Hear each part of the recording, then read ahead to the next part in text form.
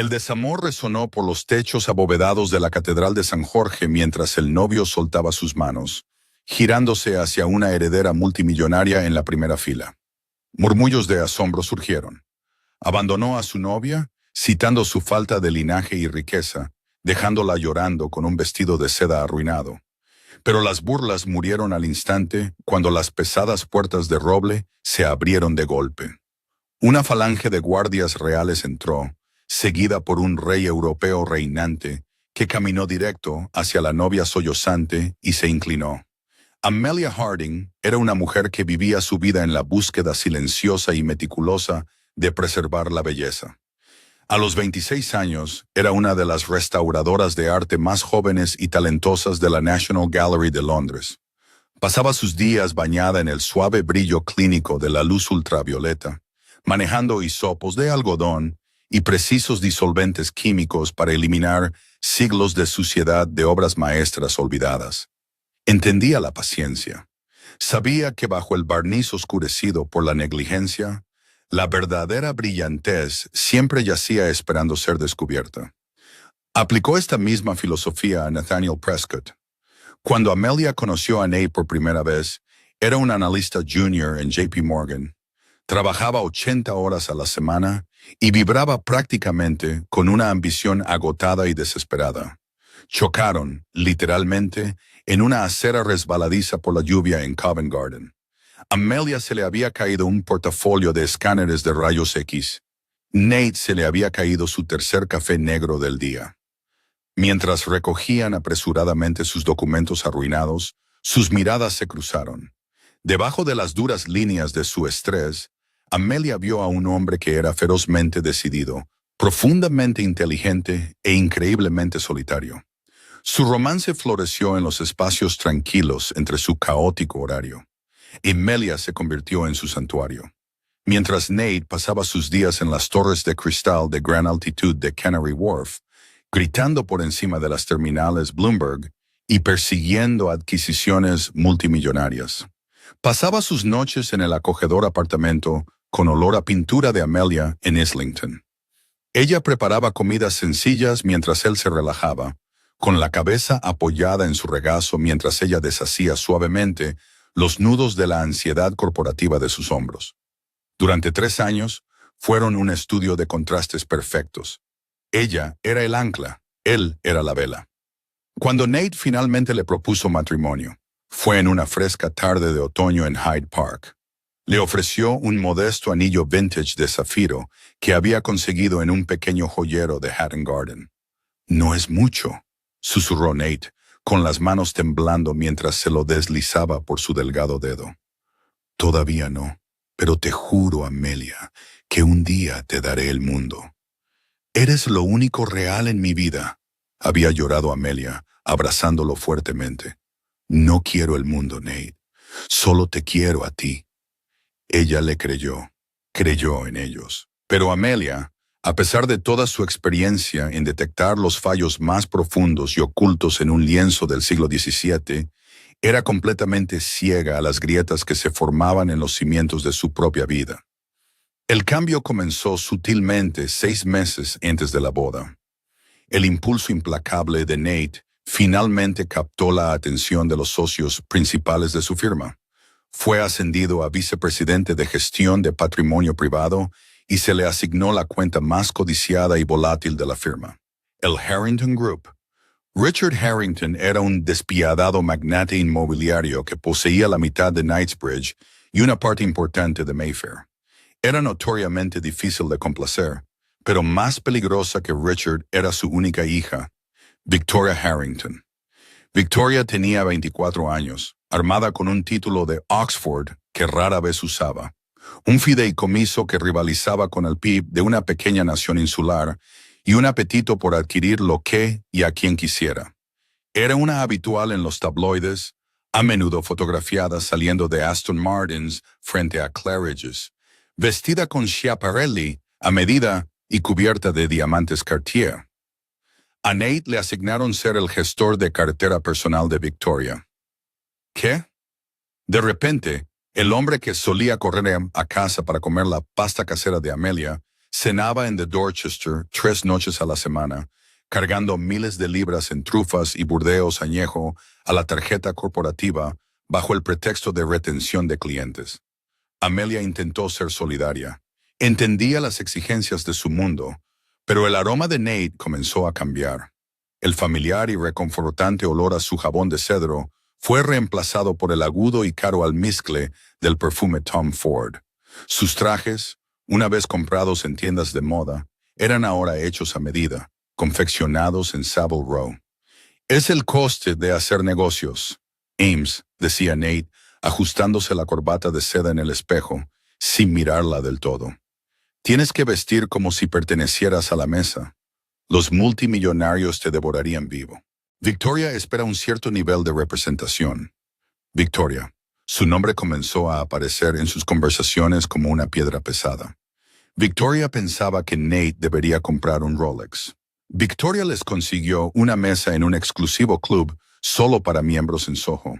Victoria lo llamaba a las 23 los domingos para discutir asignaciones de fondos de cobertura. Amelia ignoró el nudo retorciéndose en su estómago. Se centró en la boda. Había imaginado una ceremonia pequeña e íntima en una capilla de piedra en los Cotswolds, rodeada de 50 de sus amigos más cercanos. Pasaba sus fines de semana hojeando revistas nupciales, presupuestando cuidadosamente su modesto salario para permitirse una celebración hermosa, aunque discreta. Pero a medida que la estrella de Nate ascendía, también lo hacía su obsesión por las apariencias. El hombre que le había propuesto matrimonio con un zafiro vintage en un parque público encontró de repente la boda soñada de Amelia anticuada y poco ambiciosa. Ames, la mitad de los socios principales de la firma, esperan una invitación, argumentó Nate una noche, paseando por la alfombra desgastada de su apartamento. El propio Richard Harrington insinuó que podría asistir. No podemos meter a esta gente en un granero con corrientes de aire en el campo y darles pollo seco. Tenemos que marcar la diferencia. ¿Una diferencia en qué?, preguntó Amelia en voz baja, limpiándose una mancha de pintura blanco titanio del pulgar.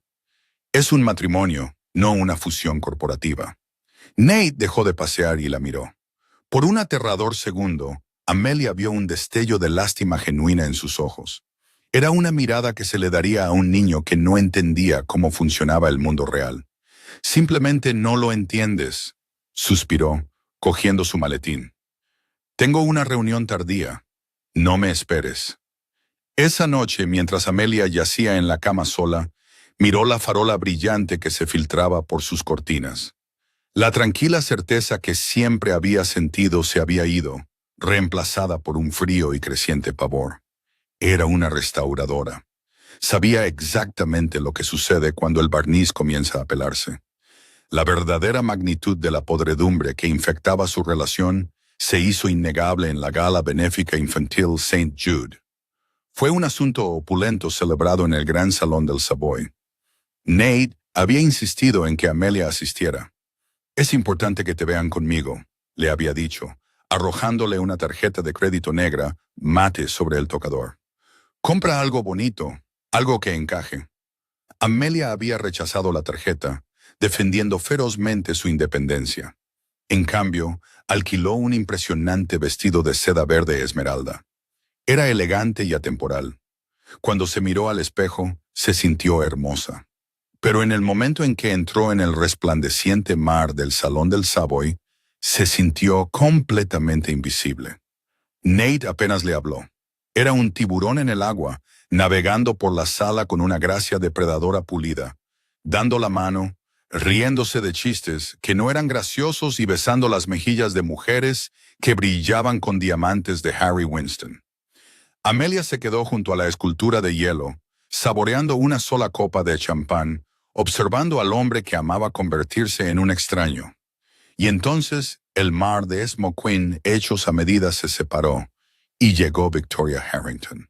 Llevaba un vestido blanco personalizado con un escote pronunciado que no dejaba nada a la imaginación, pero de alguna manera lograba parecer impecablemente aristocrático. Su cabello rubio gélido estaba recogido sobre un hombro y su mirada era aguda, calculadora y completamente fija en Nate. Amelia vio cómo su estómago se hundía al ver cambiar toda la postura de Nate. No solo saludó a Victoria, sino que gravitó hacia ella. Se inclinó demasiado cuando ella habló.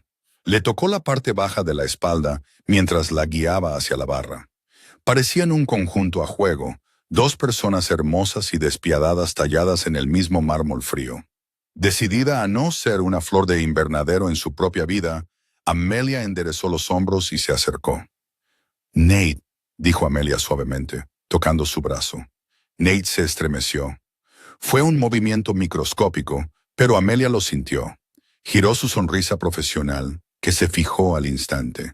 «Amelia, Victoria, esta es Amelia Harding, mi prometida». Victoria arrastró lentamente la mirada de arriba abajo por el vestido alquilado de Amelia. La sonrisa de la heredera era afilada como una navaja. «Ah, la restauradora de arte. Nate habla de ti constantemente. Es un placer conocerte, Victoria», dijo Amelia, manteniendo la voz firme. «¿Lo es?» Victoria dio un lento sorbo a su martini. «Nate me dice que pasas tus días quitando el polvo de cuadros viejos. ¡Qué maravillosamente pintoresco! Debe ser tan relajante no tener que preocuparse por el mundo real». «Preservar la historia requiere mucha concentración», respondió Amelia con frialdad.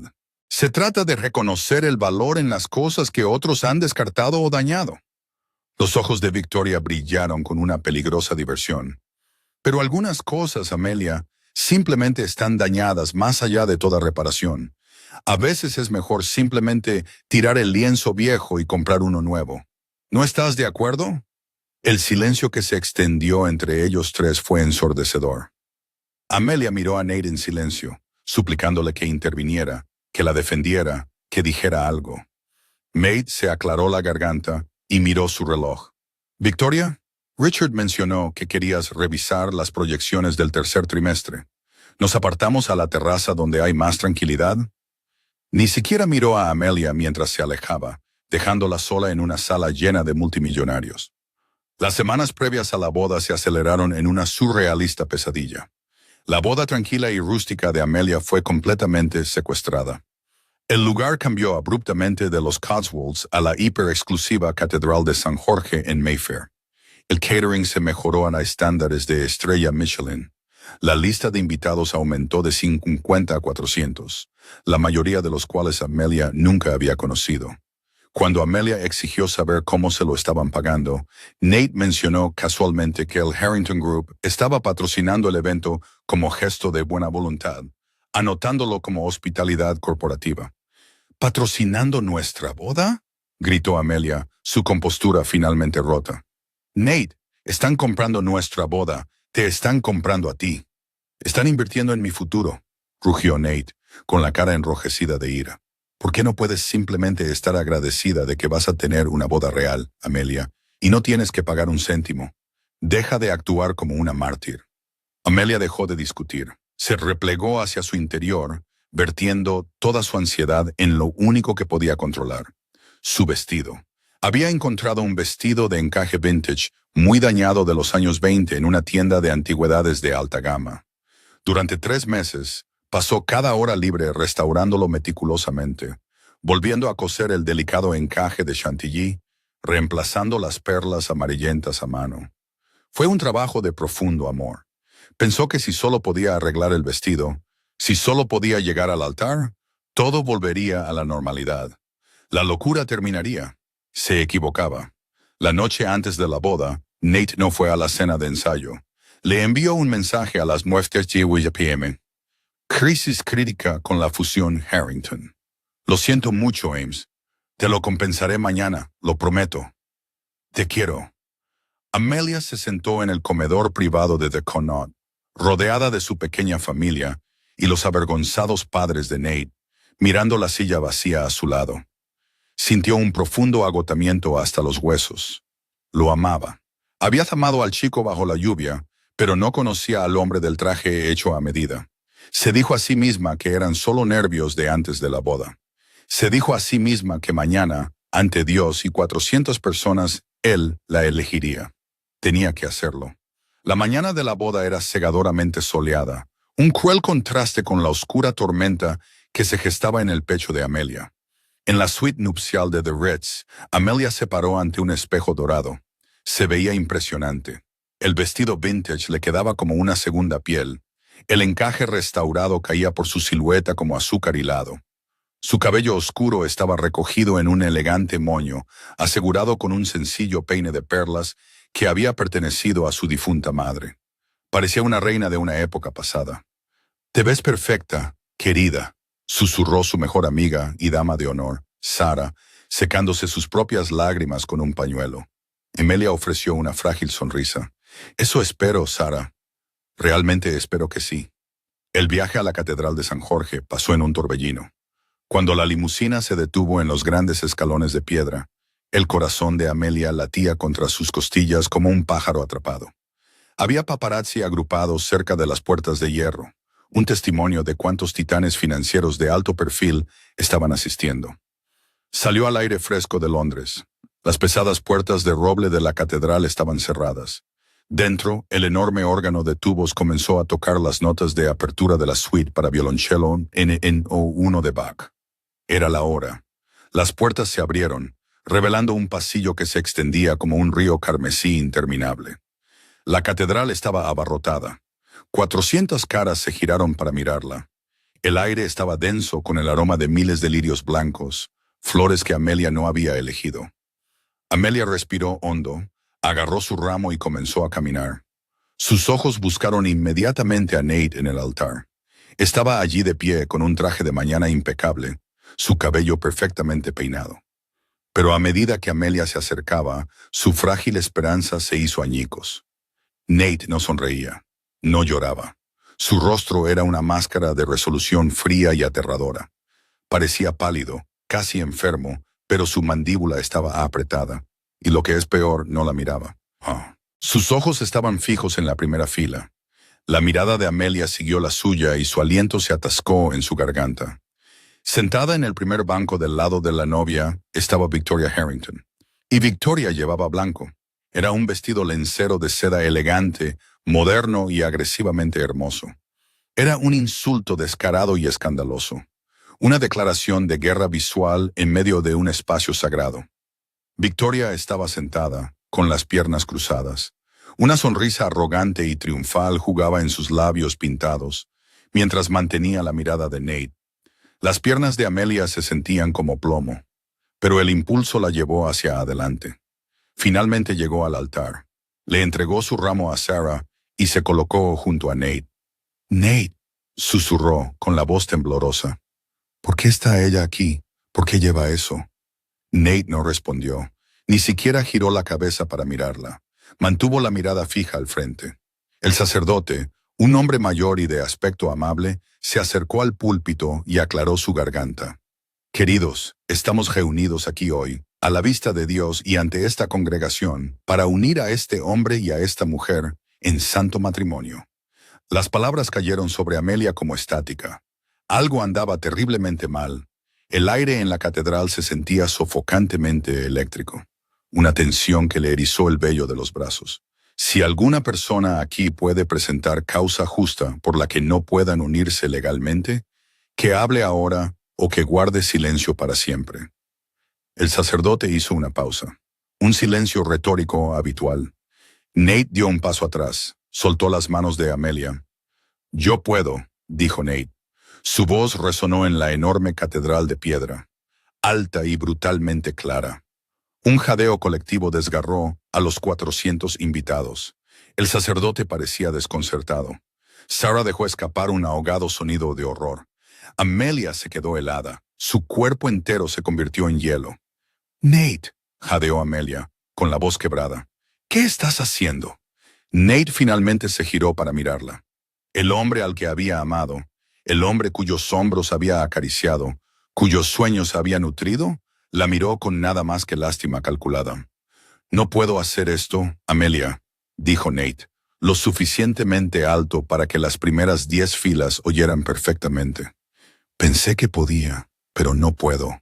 Lo siento». «Nate, por favor», suplicó Amelia. las lágrimas inundando instantáneamente sus ojos, arruinando su cuidadoso maquillaje. No aquí. No hagas esto aquí. Tengo que hacerlo, dijo Nate, su voz endureciéndose, proyectándose a la sala. Estaba actuando. Estaba haciendo una declaración. He pasado los últimos 3 años pretendiendo estar satisfecho con una vida pequeña, pero no lo estoy. Tengo un legado que construir, Amelia. Necesito una compañera que entienda el peso del mundo en el que opero. Alguien que pueda estar a mi lado en una sala de juntas, no alguien que desempolve cuadros viejos. La crueldad de las palabras golpeó a Amelia como golpes físicos. La congregación estaba en completo silencio, pendiente de cada sílaba horrible. El amor no paga la hipoteca de un imperio, Amelia. Continuó Nate, sus ojos apartándose de su rostro devastado y fijándose en la primera fila. Y no puedo atarme a un barco que se hunde solo porque me siento culpable. Nate bajó del altar. Caminó directamente hacia el primer banco. Victoria Harrington se levantó, su vestido blanco atrapando la luz del vitral. No miró a Amelia, simplemente extendió la mano. Nate la tomó. Lo siento, Amelia, dijo Nate por encima del hombro, pero ella no puede darme el mundo. Juntos, Nate y Victoria dieron la espalda al altar y comenzaron a caminar de regreso por el pasillo. El pandemonio estalló. Los invitados comenzaron a susurrar frenéticamente. La madre de Nate enterró el rostro entre las manos. Los flashes de las cámaras desde la puerta salieron como rayos. Amelia permaneció inmóvil en el altar. La humillación era absoluta, un peso aplastante y asfixiante que la hizo caer de rodillas. Se derrumbó sobre el suelo de mármol. El encaje antiguo de su vestido meticulosamente restaurado se extendió a su alrededor como una nube rota. No podía respirar. El sonido de sus propios sollozos resonó en los altos arcos del techo. Un sonido patético y herido que no podía detener. Su vida se había acabado. Era un espectáculo público, una reliquia descartada, abandonada frente a la élite de Londres. Pero cuando las pesadas puertas de roble al fondo de la catedral comenzaron a cerrarse tras la pareja que se marchaba, el agonizante ruido de la multitud se silenciaba de repente. Un sordo y rítmico estruendo resonó desde afuera. El sonido de pesadas botas de combate golpeando los escalones de piedra con una perfección aterradora. Las pesadas puertas de roble no se abrieron. Fueron violentamente empujadas sobre sus goznes de hierro, estrellándose contra los muros de piedra con un sonido como un disparo. La congregación jadeó, cayendo en un silencio aturdido y sin aliento. De pie en el umbral había 12 hombres con impecables uniformes militares de color azul medianoche, profusamente decorados con galones dorados y medallas plateadas. No eran británicos. Llevaban sables ceremoniales y sus rostros estaban tallados en piedra. Marcharon hacia la catedral en una perfecta columna doble. El agudo clac-clac de sus botas resonaba como una cuenta atrás. Formaron un corredor por el pasillo central, obligando violentamente a los invitados que aún quedaban, y aún Nate y Victoria aturdidos, que aún no habían salido, a apartarse. Entonces, una figura solitaria entró en la catedral. Era un hombre de unos 50 y tantos años, con una barba plateada y una postura de autoridad absoluta e indiscutible. Llevaba un traje a medida de color carbón, pero sobre sus anchos hombros había un pesado manto de terciopelo medianoche, prendido con un blasón de diamantes que hacía que la riqueza de los Harrington pareciera calderilla. Era el blasón de la Casa Real de Valdonia. Era el rey Leopoldo. Los murmullos en la sala murieron por completo. Incluso el aire pareció dejar de moverse. El rey no miró a los multimillonarios. No miró a los banqueros de inversión. Caminó directamente por el pasillo, sus ojos fijos por completo en la chica rota y llorosa colapsada en el suelo de mármol. Llegó al altar, se detuvo sobre Amelia durante un largo y pesado momento, y entonces el soberano reinante de una nación europea hizo lo impensable. Se arrodilló, se llevó la mano al corazón y bajó la cabeza ante la novia. El silencio dentro de la Catedral de San Jorge ya no era solo silencio. Era un peso físico, un vacío que succionaba el aliento de los pulmones de cada multimillonario, socialité y banquero en los bancos. El rey Leopoldo de Valdonia, un monarca cuyo fondo soberano poseía billones en activos europeos, permaneció de rodillas en el frío suelo de mármol. Amelia dejó de llorar. El shock fue tan profundo, tan completamente fuera del reino de la realidad, que sus lágrimas simplemente cesaron. Miró fijamente al hombre de barba plateada, con el traje de carbón y el manto de terciopelo, su mente luchando violentamente por procesar la imagen. «Su Majestad», susurró Amelia, con la voz ronca, usando instintivamente el título que había oído en las transmisiones de BBC News. Intentó recogerse las faldas de encaje arruinadas de repente, hiperconsciente de su estado desaliñado. «Por favor, no debería estar en el suelo. Debe haber algún error». El rey Leopoldo levantó lentamente la cabeza. Sus ojos de un penetrante azul tormenta, que reflejaban exactamente los suyos, nadando con lágrimas no derramadas. «No hay ningún error», dijo Leopoldo, su voz un barítono profundo y resonante que se propagaba sin esfuerzo por la acústica abovedada de la catedral. «He pasado 26 años buscando en la cara de cada mujer joven que he cruzado, rezando por encontrar a la que me robaron. Y reconocería los ojos de Josephine en cualquier parte». A Amelia se le cortó la respiración. Josephine, el nombre de su madre. Josephine Harding, que había muerto de un aneurisma repentino cuando Amelia tenía 14 años, dejándola completamente sola en el mundo.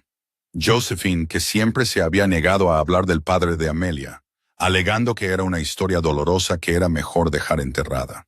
«Mi madre», balbuceó Amelia, sus manos temblando mientras se aferraba al encaje rasgado de su corpiño. «Conocía a mi madre». Leopoldo extendió su mano grande y callosa, flotando suavemente sobre la de ella, antes de tomar delicadamente sus dedos temblorosos. «No solo la conocí, la amé. Josephine era mi esposa legal, casada en una parroquia tranquila en Suiza, antes de que ascendiera al trono. Cuando mi padre murió, la corte de Valdonia consideró que una plebeya inglesa no era digna de ser reina. Amenazaron su vida. Amenazaron tu vida. Josephine huyó para protegerte, cambiando su nombre, escondiéndose en las sombras de Londres para que mis enemigos no pudieran usarte contra mí». Un jadeo colectivo resonó desde las primeras filas, cerca de las puertas de la catedral. Nate Prescott se quedó completamente paralizado. Su mano aún aferraba torpemente los dedos de Victoria Harrington. El color se había drenado por completo de su rostro, dejándolo con el aspecto de una figura de cera. Él era vicepresidente de gestión de patrimonios. No solo sabía quién era el rey Leopoldo, sabía que la corona de Valdonia poseía una participación del 20% en las operaciones europeas de Churchill JP Morgan. «Durante 2 décadas mis agencias de inteligencia rastrearon Europa», continuó Leopoldo, su voz temblando con el dolor reprimido de un padre. «Pero Josephine era brillante. No dejó rastro. No fue hasta ayer, cuando las fotografías de esta boda de alto perfil se filtraron a las páginas de sociedad del Financial Times, que mi ministro de Seguridad vio tu rostro, tu estructura ósea, tus ojos, la forma en que te mueves. Eres el vivo reflejo de tu madre». Leopoldo se puso de pie lentamente, su imponente figura proyectando una larga sombra protectora sobre Amelia. Giró la mirada hacia la congregación. El dolor en sus ojos se evaporó, reemplazado instantáneamente por la aterradora y fría furia de un monarca reinante. Y sin embargo, la voz de Leopoldo bajó a un registro mortalmente silencioso que hizo que los pelos de la nuca de Amelia se erizaran. «Llegué para encontrar a la legítima princesa heredera de Valdonia, la única heredera de mi trono, llorando en el suelo de una iglesia, despreciada por un hombre que no es digno de limpiar su calzado». La palabra golpeó la sala como una bomba. «Princesa». Sara, de pie a pocos metros con el ramo de novia desechado, soltó un chillido y se cubrió la boca con ambas manos. Los murmullos estallaron en una caótica sinfonía de pánico e incredulidad. Amelia sintió que el mundo giraba. «Princesa, heredera de un trono». Ella era una restauradora de arte que comía sobras en su sofá. Era la chica que había pasado los últimos 3 años encogiéndose para caber en los márgenes de la ambiciosa vida de Nate. Miró más allá del rey, sus ojos fijándose en Nate. La mandíbula de Nate estaba desencajada. La calculada confianza depredadora que lo había definido durante años había desaparecido por completo.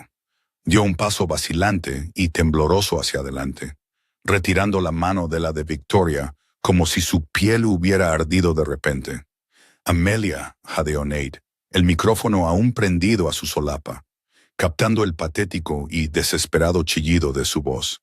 Amelia, yo no lo sabía. Amelia se levantó lentamente. El pesado manto de terciopelo del rey rozó su brazo, transfiriendo una calidez y una profunda sensación de seguridad que no había sentido desde que murió su madre. Al ponerse de pie con toda su altura, la ilusión de Nate Prescott finalmente se hizo añicos. Ya no veía al titán de las finanzas. Vio a un hombre débil y patético que perseguía la superficie brillante de la vida porque no tenía sustancia propia. «No lo sabías», repitió Amelia, su voz resonando en el gran espacio. Ya no era la voz de una novia llorosa y despreciada. Era firme, era fría. «¿No sabías que era realeza, Nate? ¿Es eso lo que quieres decir?» Nate tragó saliva con dificultad, perlas de sudor brotando en su frente. «Ames, por favor, podemos hablar de esto. Yo estaba confundido. La presión de la fusión, el padre de Victoria, me afectó». «Falso», dijo el rey Leopoldo con un tono de mando. La única palabra sonó como un látigo. Los 12 guardias reales apostados en el pasillo cambiaron simultáneamente el agarre de sus sables ceremoniales. El agudo sonido metálico hizo que varios invitados adinerados se estremecieran de terror. Leopoldo se interpuso entre Amelia y el hombre que le había roto el corazón, una barrera física de furia real. «No te dirigirás a ella con ese nombre familiar. La llamarás Su Alteza Real o no hablarás en absoluto». Nate retrocedió físicamente, su respiración superficial y rápida. Victoria Harrington, dándose cuenta del catastrófico cambio de poder, intentó salvar la situación. Dio un paso adelante, mostrando su sonrisa aristocrática más practicada. «Majestad», dijo Victoria con fluidez, intentando una reverencia superficial. «Soy Victoria Harrington. Mi padre Richard y yo tenemos un profundo respeto por la corona de Valdonia. Le aseguro que esto es simplemente un malentendido personal entre dos personas que no son adecuadas la una para la otra». Nate simplemente se dio cuenta de que su futuro se alineaba mejor con el grupo Harrington. Leopoldo giró la cabeza lentamente, evaluando a la heredera con el vestido blanco. Sus ojos la recorrieron con el desdén que uno podría reservar para una cucaracha en una mesa de comedor. «El grupo Harrington», reflexionó Leopoldo, su tono peligrosamente ligero. Chasqueó los dedos.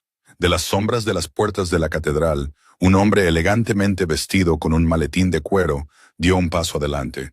Era Henrik, el canciller del tesoro de Valdonia. Le entregó al rey una delgada tableta encriptada. «Es fascinante que menciones tu futuro, señorita Harrington», dijo Leopoldo, leyendo la pantalla.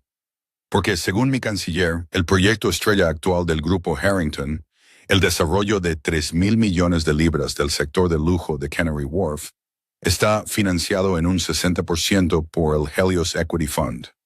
Richard Harrington, sentado en el primer banco, de repente se puso de un tono gris aterrador. Se puso de pie, sus rodillas temblando. «Majestad, y como cualquier gestor de patrimonios competente debería saber», continuó Leopoldo, sus ojos volviendo a Nate.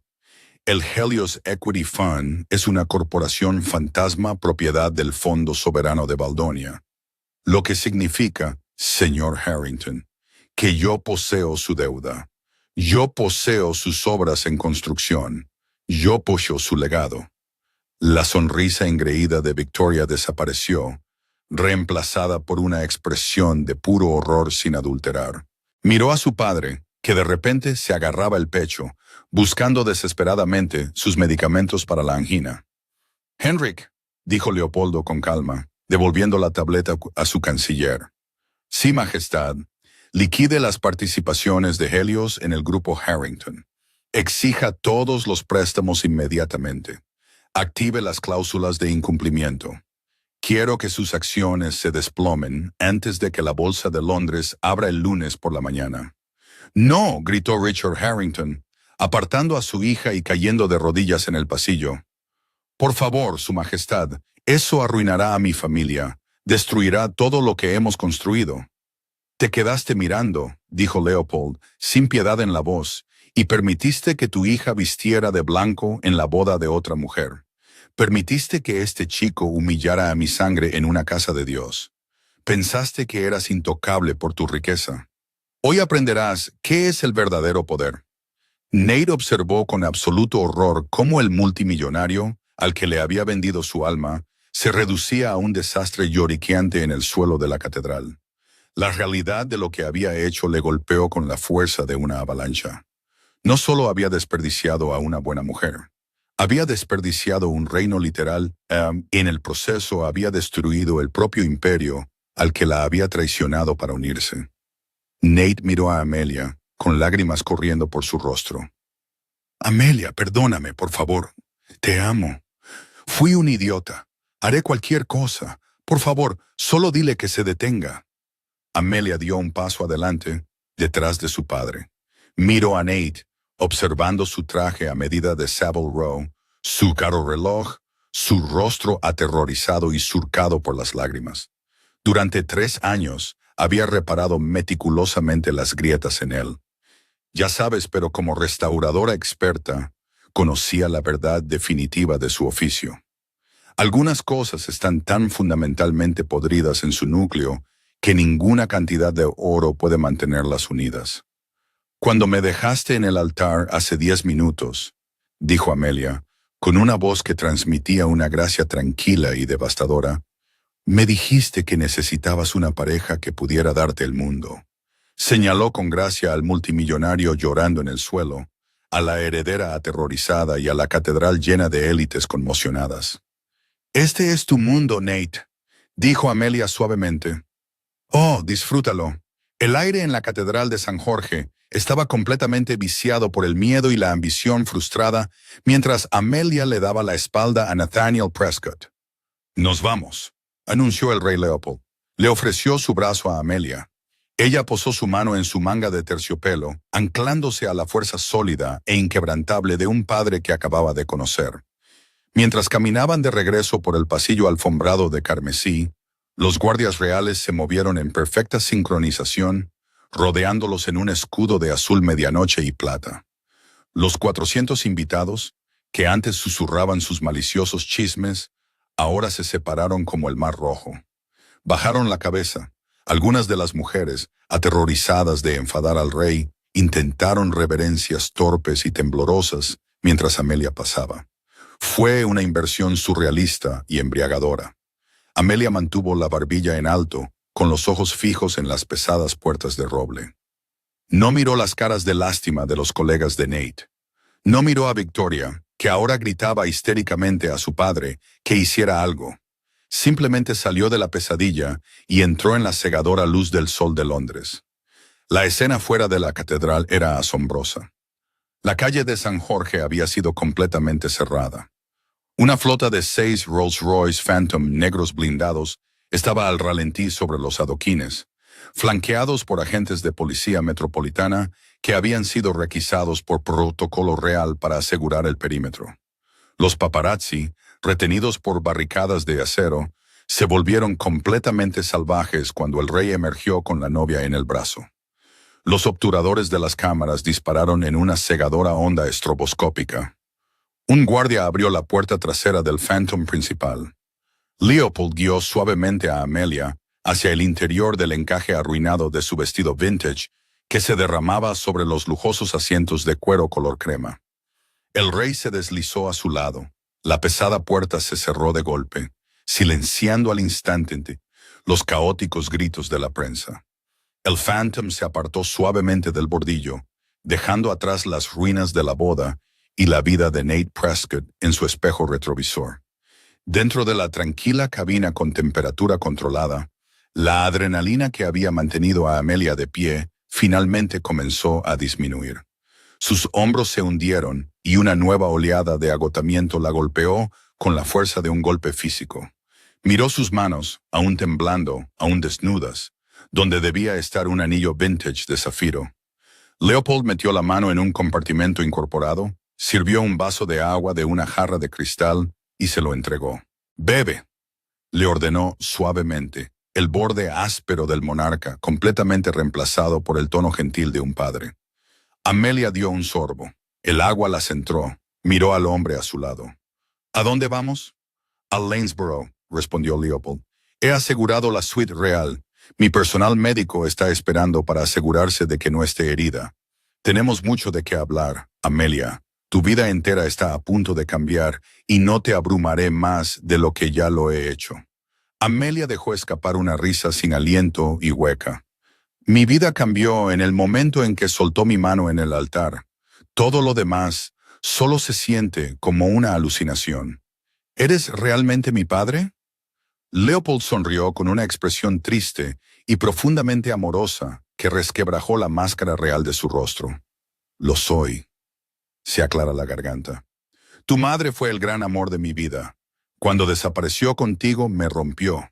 Pasé décadas encerrado en un matrimonio político sin amor, sin producir otros herederos, esperando el día en que mi red de inteligencia te encontrara. Y cuando finalmente lo hicieron, cuando vi el dossier ayer por la mañana». La mandíbula de Leopold se tensó. «Leí los controles de antecedentes, Amelia. Leí sobre Nathaniel Prescott. Leí sobre su repentina elevación en JP Morgan, su relación con la chica Harrington. Supe lo que planeaba hacerte antes, incluso de que abriera la boca en ese altar. Me apropié de un jet privado de Ginebra a Heathrow. Tenía la intención de detener la boda antes de que comenzara, pero el tráfico de Londres retrasó mi caravana». Extendió la mano y apartó suavemente un mechón rebelde de cabello oscuro detrás de la oreja de Amelia. «Lamento mucho no haber estado allí para evitar que te rompiera el corazón». Amelia se inclinó ante su toque, cerrando los ojos. «Me alegro de que llegaras tarde». Leopold pareció sorprendido. «¿Contenta? Si hubieras detenido la boda antes de que comenzara, siempre me habría preguntado». Amelia susurró, abriendo los ojos. «Me habría preguntado si Nate realmente me amaba, si lo perdí por las circunstancias. Pero como llegaste tarde, pude ver exactamente quién es él. Pude ver la verdad. Y la verdad es lo único sobre lo que se puede construir una vida real». Leopold miró a su hija, un orgullo profundo e innegable hinchándose en su pecho. «Tienes la resiliencia de tu madre, pero tienes mi acero». Cuando la caravana llegó al Hotel Lanesborough en Hyde Park Corner, el mundo había explotado por completo. El video viral del rey Leopold de Valdonia, irrumpiendo en una catedral de Mayfair y saludando a una novia abandonada, dominaba por completo los ciclos de noticias globales. Fue tendencia número 1 en todas las plataformas de redes sociales. El hashtag The Discarded Princess generaba millones de publicaciones por hora. Pero Amelia estaba aislada del caos digital, en la espaciosa y opulenta suite real, completa con antigüedades de la era de la regencia, vistas panorámicas del parque y un batallón de discreto personal valdoniano. Comenzó la sanación. Se le presentó a Amelia una estilista real, una amable francesa llamada Vivian. Vivian no habló de la boda. Simplemente preparó un baño caliente con infusión de lavanda y eucalipto. Ayudó a Amelia a salir del arruinado y pesado vestido de encaje y la envolvió suavemente en una bata de seda. Cuando Amelia emergió en el salón privado de la suite, su maquillaje estaba lavado, su cabello suelto, y se sentía más limpia, más ligera. El peso opresivo y sofocante de las expectativas de Nate se había ido, arrastrado por el desagüe con los restos de su fachada nupcial. El rey Leopold la esperaba, sentado a una mesa de comedor de caoba servida con una asombrosa variedad de comida, bollos recién horneados, crema cuajada, delicados sándwiches y humeantes teteras de té Earl Grey.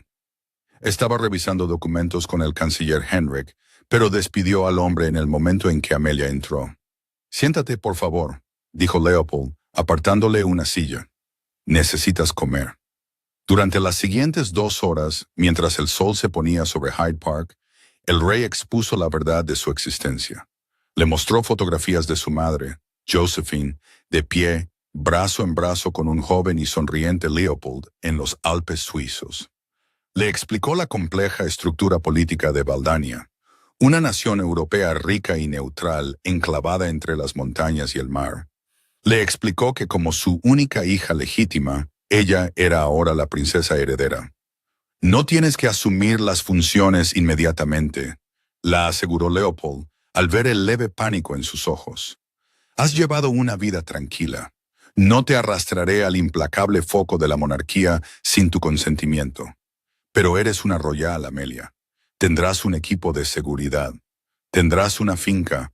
Nunca más tendrás que preocuparte por una hipoteca, un trabajo o un hombre que te vea como un lastre. Amelia bajó la mirada a su taza de té. Amo mi trabajo. Restauro arte, tomo cosas rotas y las hago enteras de nuevo. No quiero perder quién soy solo porque de repente tengo un título. Nunca perderás quién eres, prometió Leopold ferozmente. De hecho, Valdania posee uno de los archivos de arte real más grandes y descuidados de Europa. Cientos de lienzos del Renacimiento, esperando en bóvedas oscuras a alguien con la paciencia y la habilidad para devolverles la vida. Si deseas restaurar arte, mi hija, tendrás la historia de todo un reino que preservar. Por primera vez en todo el día, una sonrisa genuina y radiante iluminó el rostro de Amelia.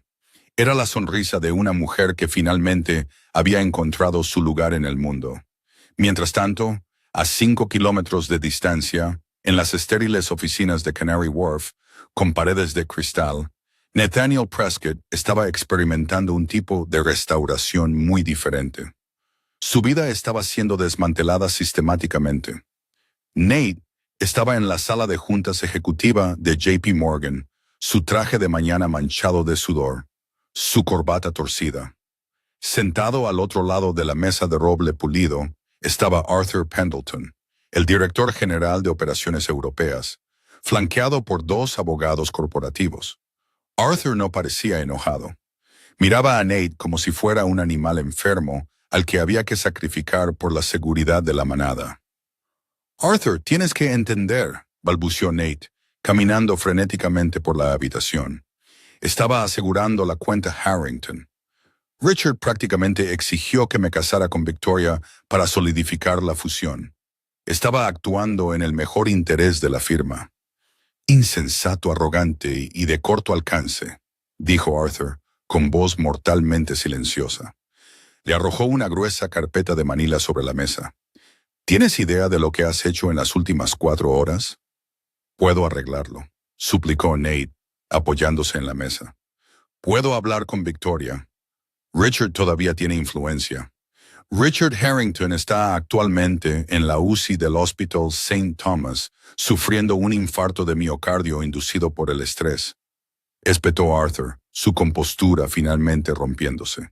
Y su empresa está oficialmente insolvente. El Fideicomiso Soberano de Riqueza Valdoniano retiró su respaldo de 3.000 millones de libras hace 1 hora. Las acciones del grupo Harrington están en caída libre en la negociación fuera de horario. Para el lunes por la mañana, estarán en bancarrota. Nate sintió que su estómago se le caía a los zapatos. ¿En bancarrota? Y eso, continuó Arthur implacablemente, es solo tu segundo mayor fracaso catastrófico del día. Tu mayor fracaso es que humillaste públicamente a la única heredera del trono valdoniano delante de 400 personas. Arthur se levantó, abotonándose la chaqueta. La familia real valdoniana tiene cuentas con este banco por un total de más de 40.000 millones de libras. El canciller Henrik me llamó hace 20 minutos. Me informó que si Nathaniel Prescott sigue empleado por esta institución antes de la noche, Valdonia retirará hasta el último céntimo que tenga con JP Morgan. Nos desangrarán. Nate no podía respirar. Las paredes de la sala de juntas parecían cerrarse sobre él. Arthur, le di mi vida a esta firma. Trabajé 80 horas a la semana. No puedes simplemente despedirme. ¿A dónde se supone que debo ir? No me importa si vas a trabajar en una gasolinera en Slough, siseó Arthur, caminando hacia la puerta. Estás despedido, Prescott, con efecto inmediato. Tus cuentas corporativas están congeladas. Tus tarjetas de acceso están desactivadas. La seguridad te acompañará fuera del edificio. Tienes 10 minutos para despejar tu escritorio. La puerta se cerró de golpe, dejando a Nate completamente solo en la enorme y silenciosa habitación. Sacó su teléfono con manos temblorosas y marcó el número de Victoria. Sonó 3 veces antes de que respondiera. Victoria, Nate, jadeó, la desesperación emanando de cada sílaba. Victoria, soy yo. JP Morgan me acaba de despedir. Están intentando culparme. Necesito ir a tu casa. Tenemos que encontrar un plan. Una risa dura y amarga brotó por el receptor. Bufa. ¿Estás loco, Nate? Siseó Victoria, su voz resumando veneno. Mi padre está en el hospital. Nuestra empresa está siendo disuelta por decreto real. Lo estamos perdiendo todo. La casa de Mayfair, los coches, las cuentas, todo se ha ido. Pero nos tenemos el uno al otro. Nate suplicó ciegamente, aferrándose a la última paja de su ego destrozado. Podemos reconstruir. Dijiste que era tu socio. Eras un gestor de cartera que se suponía que me haría más rico. Victoria escupió violentamente. Eres un lastre, Nate, un lastre patético y arruinado que arrastró la ira de un rey sobre mi familia. Si vuelvo a ver tu cara, haré que mis guardias te rompan las piernas. Pierde mi número. La línea se cortó. ¿Yo? Nate se quedó parado bajo la luz estéril de la sala de juntas, escuchando el tono demarcado. El silencio de la torre de cristal era ensordecedor. Había cambiado un zafiro vintage por una corona de plástico, y ahora estaba completamente, absolutamente en bancarrota. No le quedaban nada más que los fantasmas de la vida que tan arrogantemente había arrojado a la basura. El avión real baldoniano, un elegante Bombardier Global 7500 adaptado a medida, adornado con el escudo azul medianoche de la corona, aterrizó en la pista privada de la capital. Aurelia, al bajar del avión, el aire fresco y puro de la nación alpina llenó los pulmones de Amelia. Estaba a un mundo de distancia del smog y las sofocantes expectativas de Londres. Durante el primer mes, Amelia vivió en un estado de aislamiento tranquilo y protegido dentro de las extensas y centenarias murallas del Palais de Soleil. El rey Leopold cumplió su palabra. No la exhibió ante la prensa. No la forzó a asistir a cenas de Estado ni a reuniones políticas. En cambio, le entregó las llaves de los archivos reales subterráneos. Debajo del palacio yacía una fortaleza con clima controlado que contenía 400 años de historia baldoniana. Era el paraíso de un restaurador. Había hileras e hileras de retratos renacentistas, tapices flamencos y paisajes barrocos que no habían visto la luz del día desde la Segunda Guerra Mundial. Amelia instaló su estudio en una enorme sala abovedada con vistas a los jardines del palacio. Cambió sus túnicas de seda prestadas por un delantal de lona y se recogió el pelo. Rodeada por los familiares y reconfortantes olores del barniz de trementina y la pintura al óleo añeja, comenzó lentamente a recomponerse. Su primer proyecto fue un retrato masivo y muy dañado de la primera reina baldoniana, del siglo XVII. El lienzo había sido rasgado en algún momento de la historia, la pintura oscurecida por siglos de hollín. Durante semanas, Amelia trabajó con una precisión meticulosa y agonizante. Usó hisopos microscópicos para levantar la suciedad, reconstruyó pacientemente los hilos rotos del lienzo y mezcló los pigmentos originales con la maestría de un artista. Mientras reparaba a la reina rota, Amelia se reparaba a sí misma. El trauma de la catedral, la humillante picadura de la traición de Nate, comenzaron a desprenderse como un barniz barato y amarillento. Se dio cuenta de que había pasado toda su vida adulta haciéndose pequeña para que Nathaniel Prescott se sintiera grande. Había aceptado migajas de afecto, confundiéndolas con un festín. Pero a medida que los colores brillantes y luminosos de la pintura histórica finalmente emergían bajo sus manos, carraspea, Amelia reconoció su propio valor inherente. Ella no era un personaje secundario en la tragedia de un gestor de fondos de cobertura. Era Amelia Harding. Era la princesa heredera de Baldonia. 6 meses después de la desastrosa boda que rompió Internet, el Palacio Baldoniano anunció la investidura oficial de la princesa heredera. Sería una transmisión global, una gala deslumbrante celebrada en el gran salón del Palais de Soleil, a la que asistirían la nobleza europea, jefes de Estado y titanes de la industria. Cuando Amelia finalmente descendió la gran escalera de mármol, todo el salón quedó en un silencio atónito y sin aliento. No se parecía a la niña llorosa y descartada en el suelo de la Catedral de San Jorge. Llevaba un vestido personalizado, vaporoso, de terciopelo azul medianoche intenso, el color oficial de su casa real, que se ceñía a su cintura y caía hasta el suelo. Cruzada sobre su pecho llevaba la banda de la Orden de Baldonia, pero fueron las joyas las que realmente detuvieron el aliento de la sala. Reposando sobre su oscuro cabello estaba la tiara de la estrella baldoniana, una reliquia invaluable de deslumbrantes diamantes perfectos, la última en ser usada por su madre, Josephine. El rey Leopold estaba al pie de la escalera, con los ojos brillantes de lágrimas no derramadas de orgullo absoluto. Extendió su mano.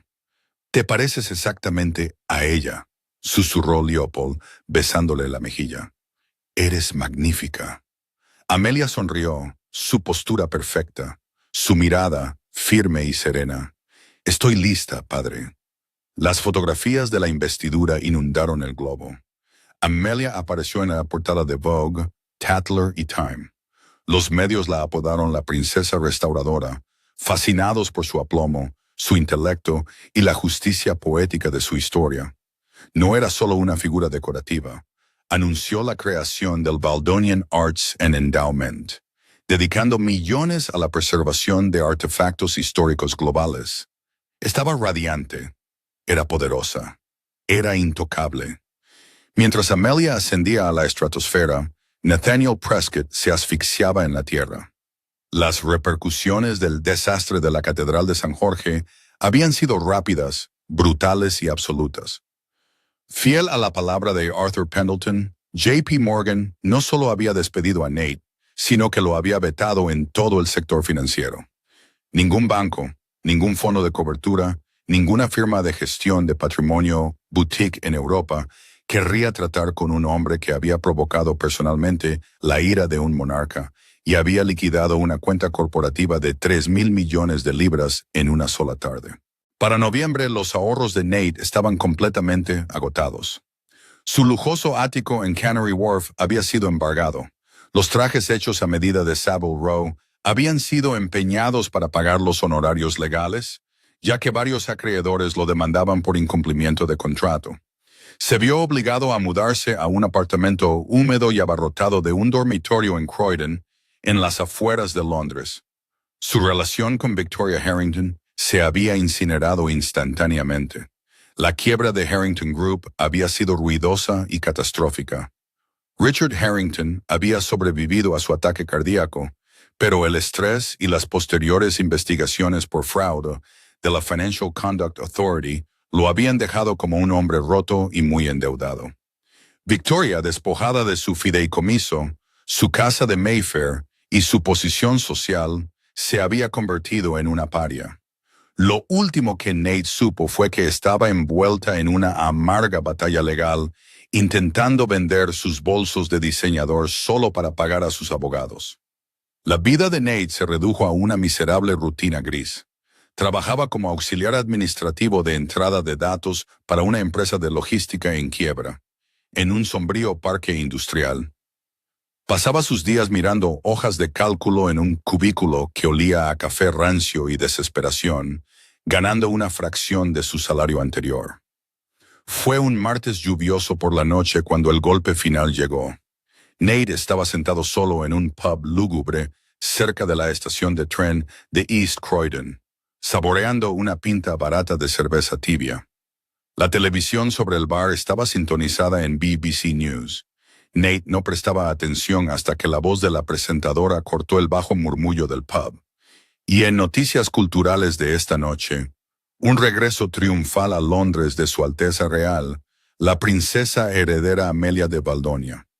La princesa, anteriormente restauradora de arte aquí en la capital, llegó a la National Gallery esta noche para desvelar una obra maestra recién restaurada del siglo XVII. La cabeza de Nate dio un respingo. Su corazón golpeó contra sus costillas. Allí estaba ella. La pantalla se llenó de imágenes de alta definición de Amelia saliendo de un Rolls Royce negro en Trafalgar Square.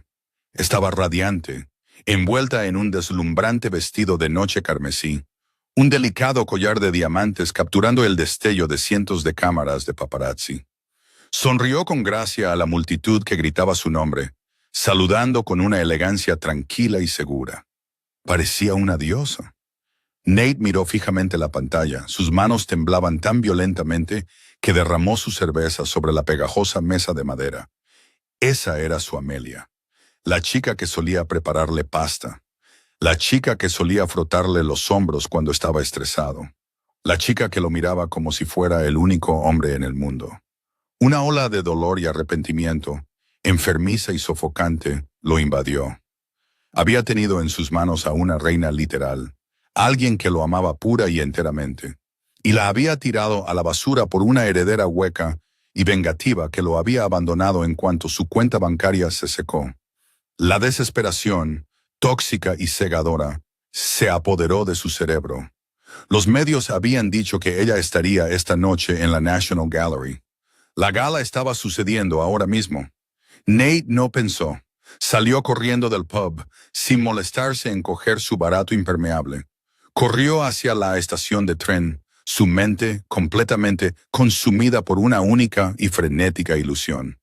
Si tan solo puedo verla, si tan solo puedo mirarla a los ojos, se acordará de nosotros. Ella es amable, me perdonará. Trafalgar Square era una fortaleza de barricadas, cordones de terciopelo y personal de seguridad. La lluvia caía en una llovizna constante y helada, pero no había disuadido a las multitudes de observadores reales que esperaban vislumbrar a la princesa valdoniana. Nate se abrió paso hasta el frente de la multitud, cerca de la salida privada VIP, su ropa empapada, su cabello pegado a la frente. Esperó durante 3 agónicas horas en el frío helado, sus dientes castañeteando, su aliento formando vaho en el aire gélido. Justo después de la medianoche, las pesadas puertas de roble de la National Gallery se abrieron. Emergieron una falange de guardias reales valdonianos azul medianoche, sus botas resonando bruscamente sobre la piedra mojada. Luego apareció el rey Leopold, entablando una conversación educada con el primer ministro británico, y finalmente, Amelia.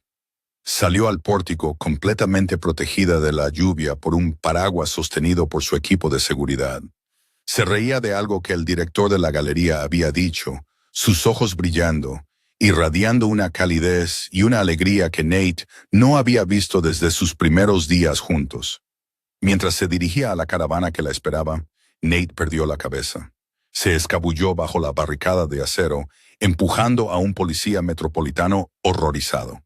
¡Amelia!, gritó Nate, su voz quebrándose de desesperación. ¡Amelia! ¡Espera, por favor! Antes de que Nate pudiera acercarse a ella a menos de 6 metros, 3 guardias valdonianos lo derribaron sobre el pavimento mojado.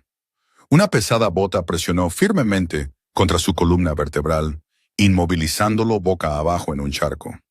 La multitud jadeó. Las cámaras se volvieron locas, capturando la patética escena. Amelia se detuvo. Giró la cabeza, sus ojos oscuros posándose en el frenético hombre empapado que se retorcía en el suelo. «Déjenme ir», sollozó Nate, luchando contra los guardias. «Amelia, soy yo. Soy Nate. Por favor, deme solo 1 minuto. Lo siento mucho. Me equivoqué». El rostro del rey Leopold se ensombreció con una furia absoluta y aterradora.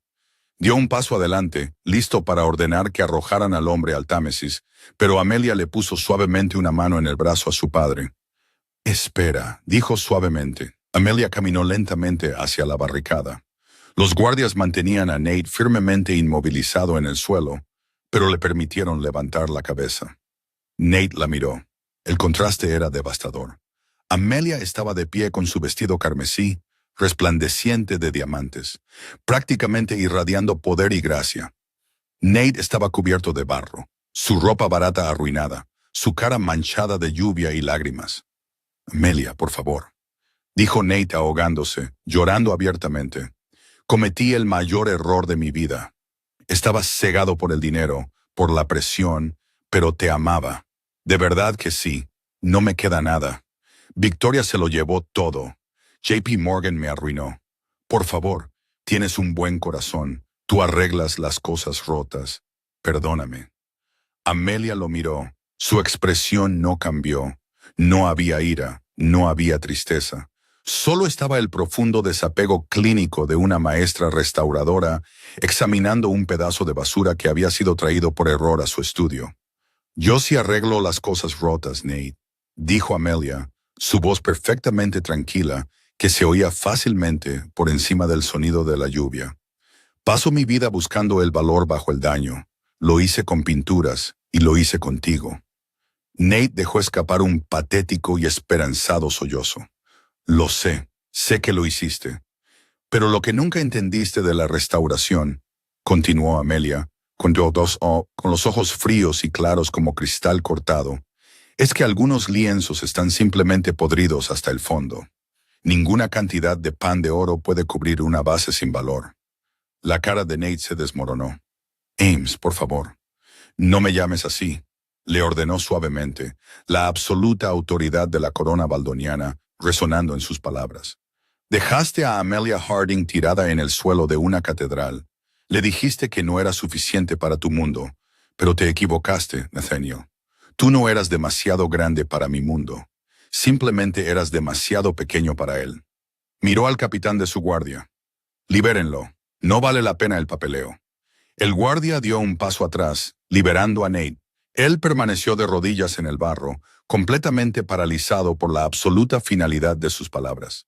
Amelia le dio la espalda. No miró por encima del hombro mientras caminaba con gracia hacia el Rolls Royce que la esperaba. El rey Leopold le dedicó una sonrisa orgullosa y feroz mientras la ayudaba a subir. La pesada puerta se cerró de golpe con un thud definitivo, cortando los patéticos sollozos de Nate mientras la caravana se alejaba hacia la noche lluviosa de Londres. Nathaniel Prescott permaneció de rodillas en la cuneta, rodeado por el destello de las cámaras de los paparazzi, completamente consumido por las sombras, mientras la mujer que había descartado se alejaba para gobernar la luz. Amelia demostró que tu verdadero valor nunca está definido por las personas que son demasiado ciegas para verlo. Nate persiguió un imperio falso y perdió una obra maestra invaluable, terminando exactamente donde pertenecía, en la cuneta. Pero, ¿qué opinaste del rechazo final y helado de Amelia bajo la lluvia? ¿Estaba la ruina absoluta de Nate justificada, o Victoria debería haber sufrido un destino aún peor? Deja tus pensamientos en los comentarios a continuación. Si te encanta esta historia de karma real definitivo, asegúrate de dar like a este video, compartirlo con un amigo y suscribirte para más historias dramáticas de venganza.